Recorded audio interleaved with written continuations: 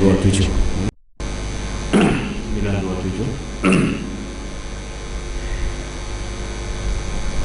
Abu Lais meriwayatkan dengan sanadnya daripada Ibnu Umar radhiyallahu anhuma yang berkata, Umar radhiyallahu anhu menulis surat kepada Sa'ad bin Abi Waqqas radhiyallahu anhu di Qadasiyah, perintahkan kepada Nadlah bin Muawiyah supaya membawa pasukan ke Hulwan. Maka langsung Sa'ad menyuruh Nadlah membawa 300 tentera pergi ke Hulwan.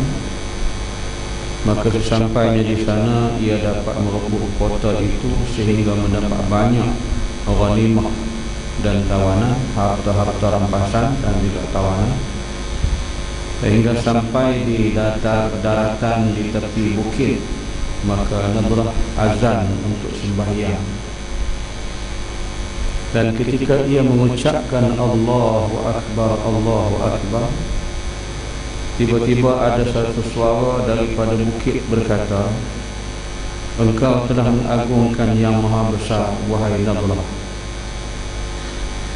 Dan ketika mengatakan asyhadu an la ilaha illallah, dijawab itu kalimat ikhlas, wahai Nadlah. Asyhadu anna Muhammad Rasulullah, dijawabnya dialah yang telah diberitahu kepada kami oleh Isa alaihi wassalatu wassalam. Hayya 'alas shalah, dijawab beruntung siapa yang rajin menunaikan. Kemudian hayya 'alal falah, dijawab sungguh beruntung orang yang menyambut Nabi Muhammad sallallahu alaihi wasallam. Dan itulah jaminan kekalnya umat Muhammad sallallahu alaihi wasallam. Kemudian Allahu Akbar, Allahu Akbar, la ilaha illallah, dijawab ikhlas benar kamu wahai Nadlah. Maka Allah mengharamkan jasadmu daripada api neraka. Dan ketika selesai azan, Nadlah berkata, siapakah kamu yarhamukallah? Apakah malaikat atau jin ataupun hamba Allah manusia? Kamu telah mendengarkan kepada kami suaramu, maka tunjukkan rupa kamu. Maka dia kata, kami ini utusan Allah dan Rasulullah sallallahu alaihi wasallam. Umar bin Al-Khattab radhiyallahu anhu, tiba-tiba ada orang tua berambut dan janggut putih berpakaian suf, dan ia berkata, Assalamualaikum warahmatullahi wabarakatuh. Dia jawab, Waalaikumsalam warahmatullah. Siapakah kamu? Semoga Allah memberikan rahmat kepadamu. Jawab orang itu, aku Zaid Zarnaq bin Bar'ala, pesuruh Nabi Isa alaihi wassalatu wassalam. Saya ditempatkan di bukit ini dan didoakan panjang umur sehingga turunnya ia dari langit. Adapun kerana saya tidak dapat bertemu dengan Nabi Muhammad sallallahu alaihi wasallam, maka kirim salam kepada Umar dan katakan kepadanya, wahai Umar, sedang-sedanglah kamu dan mudahkan segala sesuatu, sebab hari kiamat telah pun dekat. Dan diberitahukan kepadanya beberapa hal jika berlaku pada umat Nabi Muhammad sallallahu alaihi wasallam, maka segeralah lari. Jika lelaki cukup sesama lelaki dan wanita cukup dengan sesama wanita, dan mereka bernasab kepada yang bukan turunan mereka, dan yang tua tidak sayang pada yang muda, sedang yang muda tidak hormat pula pada yang tua, dan meninggalkan amar ma'ruf nahi munkar, dan orang yang belajar ilmu hanya semata-mata untuk mendapat wang, dan turun hujan di musim kemarau, dan anak hanya menyebabkan kesal kedua orang tua, dan bertambah banyak orang yang tidak berbudi, dan berkurang orang yang mengenal budi, dan orang-orang berlomba-lomba membangunkan rumah, dan hanya menurut syahwat nafsu, hawa nafsu, dan menukar agama dengan dunia, dan meremehkan urusan pertumpahan darah, dan memutuskan hubungan kekerabatan dan menjual hukum dan mempertinggikan bangunan menara dan memperias bentuk mushaf dan memperiaskan masjid dan memuliakan orang kaya dan wanita-wanita dapat berceritaan sendiri. Kemudian ia pergi daripada kami. Kemudian setelah itu Sa'ad bin Abi Waqqas pergi ke tempat itu membawa 4,000 tentera dan tinggal di sana 40 hari berazam untuk tiap sembahyang, tapi tidak mendengar jawapan apa-apa. Sedang mohon rahmati Allah, kita sampai di penghujung. Diceritakan kisah Sa'ad daripada Umar radhiyallahu an menyatakan pernah dia menulis satu surat. Surat ini ditujukan kepada Sa'ad bin Abi Waqqas, salah seorang daripada panglima perang Islam. Dan dia ni Sa'ad bin Abi Waqqas kerap juga telah dipilih di zaman masa Nabi masih hidup menjadi panglima perang. Apa yang diperintahkan oleh Umar ialah supaya Nadlah bin Muawiyah supaya membawa pasukan kehaluan. Jadi Sa'ad terus memerintah Nadlah bin Muawiyah ini, anak kepada Muawiyah, membawa 300 bala tentera pergi ke haluan, satu daerah, satu kota. Maka sampai di sana dia dapat menawan kota itu. Jadi tentera di bawah pimpinan Nadlah bin Muawiyah ni mencapai kemenangan. Jadi mereka pun dapat tawan kota itu, kemudian rampas harta-harta, ghanimah ni harta rampasan, dan ditawan orang yang hidup ketika itu. Jadi selesai semua, maka dia pun sampai di tepi satu bukit. Maka ketika itu Nadlah tadi telah pun azan, tibanya waktu untuk sembahyang. Dan ketika dia mengucapkan dengan Allahu Akbar, Allahu Akbar, tiba-tiba ada suara daripada bukit itu berkata, engkau telah mengagungkan yang maha besar, wahai Nadlah. Kemudian dia terus dengan asyhadu an la ilaha illallah. Dijawab itu kalimah yang ikhlas, wahai Nadlah. Asyhadu anna Muhammadar Rasulullah. Dijawab dia yang telah diberitahu kepada kami oleh Aisyah alaihi wassalatu wassalam. Disahut dengan hayya 'alas salah, beruntung siapa yang rajin menunaikannya. Kemudian hayya 'alal falah, semua beruntung orang yang menyambut Nabi Muhammad sallallahu alaihi wasallam, dan itulah jaminan kekal untuk umat Nabi Muhammad sallallahu alaihi wasallam. Kemudian ditutup dengan Allahu Akbar, Allahu Akbar, la ilaha illallah. Dia kata, ikhlas benar kamu wahai Nadlah, maka Allah mengharamkan jasadmu daripada api neraka. Jadi bila Nadlah ni selesai azan, dia pun heran siapa dia gerangan orang tak nampak tapi suara tu bunyi. Lalu dia bertanya, wahai suara, siapakah kamu menyahut dan memberitahu tentang aku azan tadi, tapi rupa tak nampak? Maka ketika itulah dijawab, dia kata, kami utusan Allah dan Rasulullah SAW. Maknanya suara itu suara daripada Nabi SAW yang Allah memperdengarkan kepada Nadlah bin Muawiyah.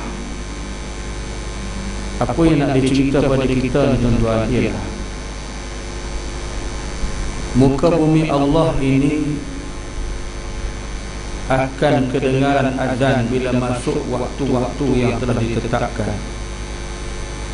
Sebab ini saya nak refer balik kepada kitab yang lain. Satu dalam kitab Alamat-Alamat Kiamat karangan Al-Syekh Imam Suyuti. Di akhir dunia nak kiamat tidak ada kedengaran azan dan tidak ada orang sebut kalimah Allah pun, atau kemuncak. Nak cari orang sebut Allahu tak ada. Inilah saat-saat dia kata dunia itu akan berlaku hancur semua. Jadi sebab itu bila keadaan ini yang berlaku ni, apabila Nadlah azan, masuknya waktu, Maka Nabi memuji-muji di atas ini. Dan satu perkara lagi pula disebut dalam hadis Nabi juga, dalam kitab ni juga, kalau kita buka dalam jilid yang pertama,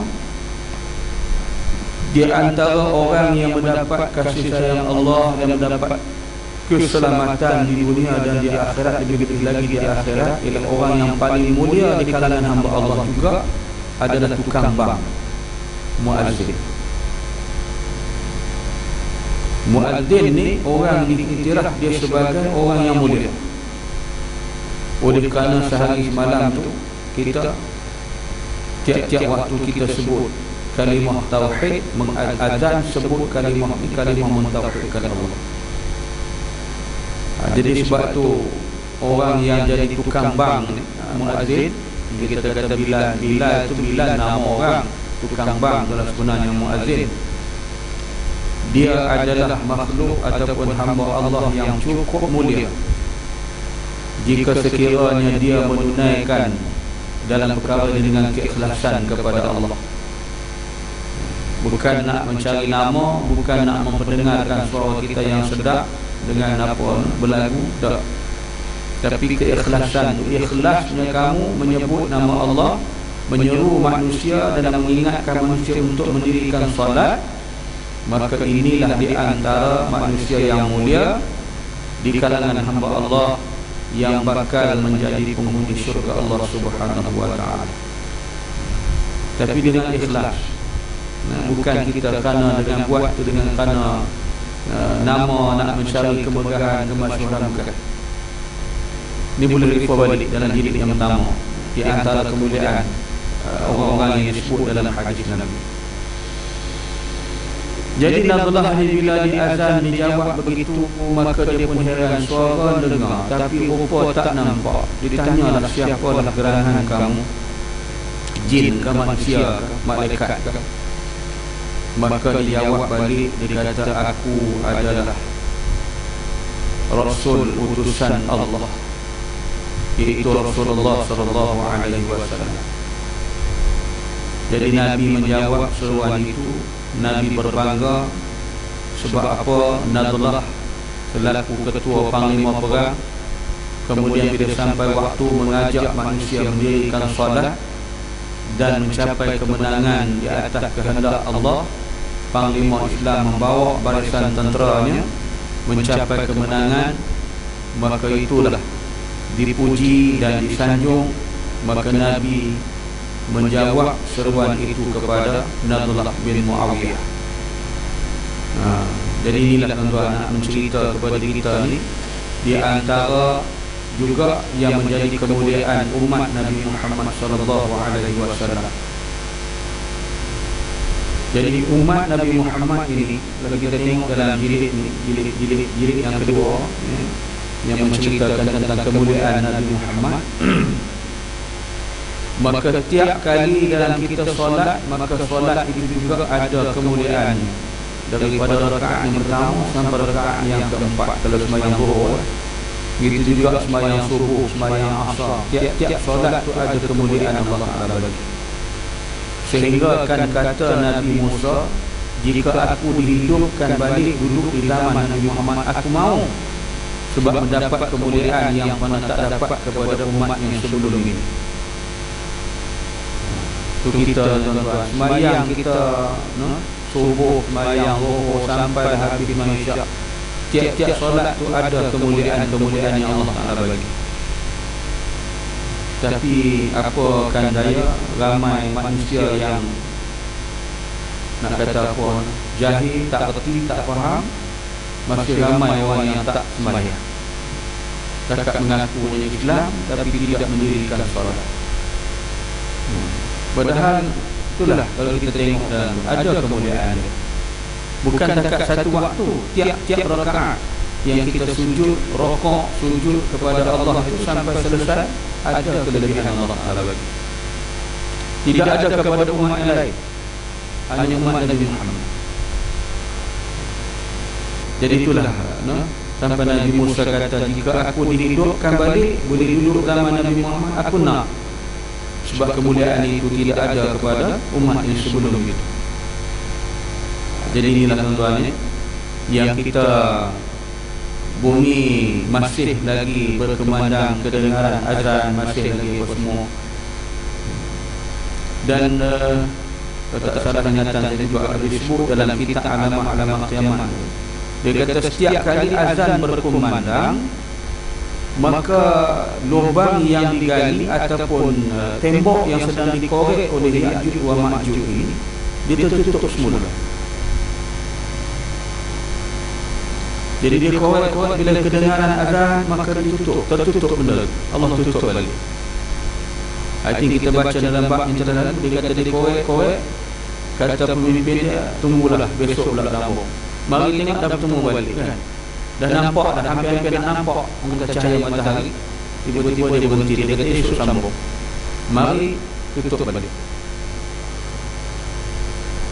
Inilah keadaan yang kata bumi ini dalam keadaan masih lagi diberikan Allah pemeliharaan yang mana saat-saat berlakunya kiamat macam itu.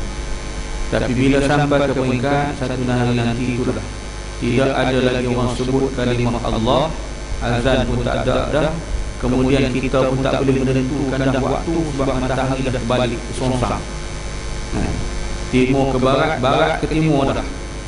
Waktu kita ni waktu apa, waktu apa, jadi manusia dah bercelau dah. Jadi kita baca pada hadis yang telah lepas, itu dia antara tanda yang Allah turun di saat-saat berlaku kiamat. Jadi itulah kita buat.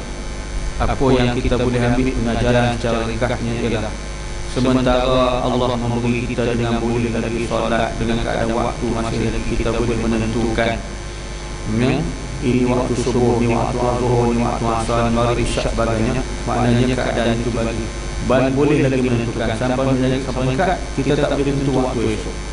Dan panjang malam tu, panjang malam kan, tak bertemu siang. Kita dah baca pada hadis yang telah lepas, dia bertemu dengan malam panjang. Jadi kita pun mana bertemu siang. Jadi selalu macam tu. Jadi sebelum daripada jangan berlaku begitu, maka marilah kita beribadat kepada Allah Subhanahu wa taala. Dan apa yang diseru dalam azan tadi ini, maka dijawab oleh Nabi, itulah dia. Nabi kata, dalam keadaan kamu itu menyebut, mengagungkan Allah yang Maha Besar, wahai Nabiullah.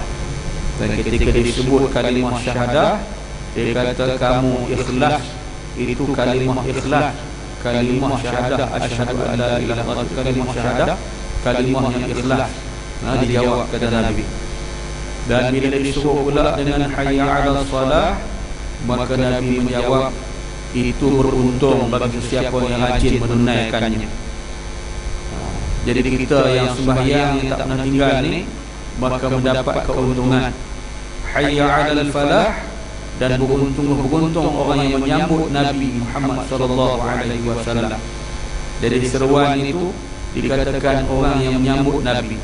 Kenapa? Kita menyambut seruan Islam yang telah pun disyariatkan, dilaungkan azan. Jadi kita mendapat syafaat itu, maka Nabi suka.